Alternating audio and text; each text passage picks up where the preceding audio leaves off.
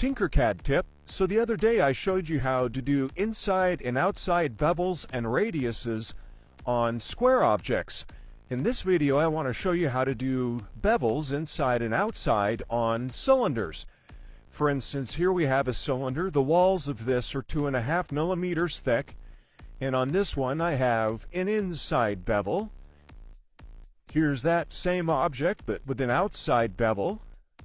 And then here it is again with both an inside and an outside bevel.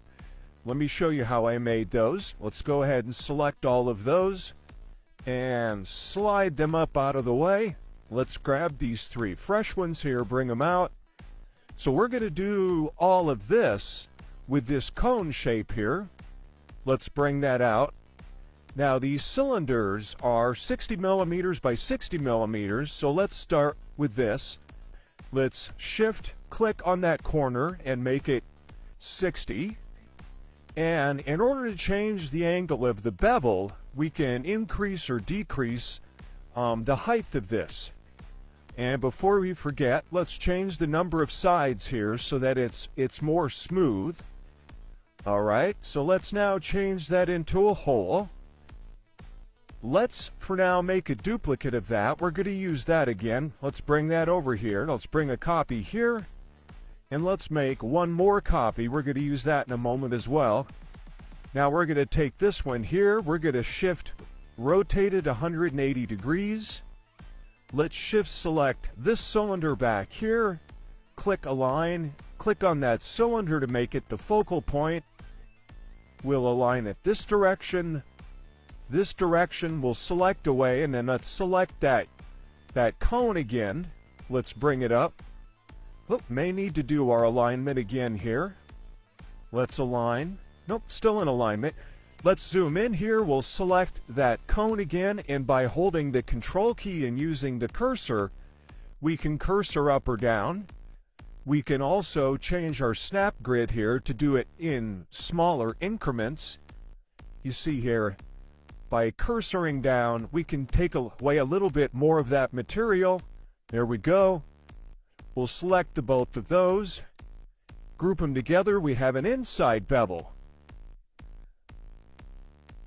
Okay, we'll do the same thing. Let's bring this object here. Let's swivel that around. Select that. Let's align those two together. That direction, that direction. Let's select just that cone. We'll bring it up here. All right, we'll come back to that in a moment. Let's focus on this one here. We're going to do now an outside bevel.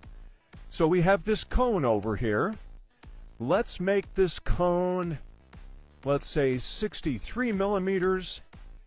Let's bring out another cylinder.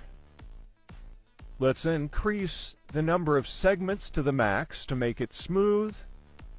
The number of sides, actually the number of segments doesn't matter, it's the number of sides. There we go. Let's shift click a corner. Let's make this one 65 millimeters. We can bring the heights down a little bit. Alright, so let's now select that whole cone and that solid cylinder. We'll align those together. We'll select the two of them, group them together, then we'll change that object into a hole. You can see our cone on the inside of that. Let's bring this over here. Let's shift select that cylinder. Let's align to the cylinder. That direction, that direction. We'll click on our whole object there, and holding the control and the shift key, we'll shift nudge up a little bit.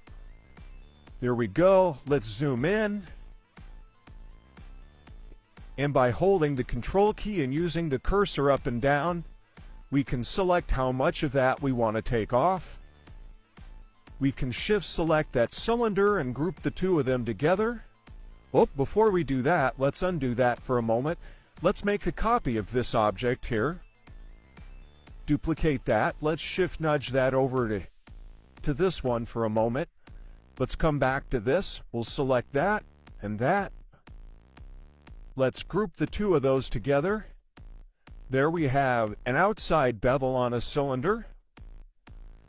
Now let's focus on this last one where we want both inside and outside. Let's select all three of those objects. We have three there. Let's align them to that cylinder, that direction. And again, by selecting one of those objects and holding Control and cursoring up or down, we can select how much of that we want to cut away. That looks about even.